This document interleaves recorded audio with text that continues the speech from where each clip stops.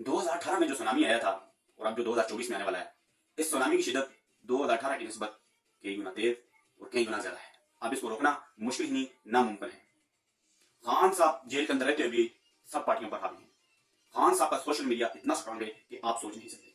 खान साहब के social media ने सारी जमातों को चारों खाने चित कर दिया है और इस वक्त पाकिस्तान की मकबूल तरीन जमात को इलेक्शन से बैक कर दिया गया है और उससे बल्ले का निशान भी छीन लिया गया।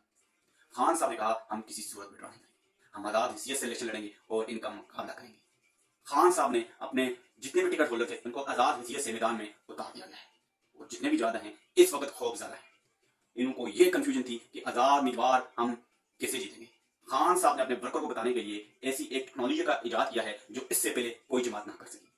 खान साहब ने हर हल्के के उम्मीदवार की आवाज को पहुंचाने के लिए अपने वोटर्स को यह बताया है कि एक ऐप खान साहब की वेबसाइट पर डाल दी गई है और आप इस पर टेक्स्ट करें और आपका जो पीटीआई का उम्मीदवार होगा उससे आपको कंफर्म हो जाएगा।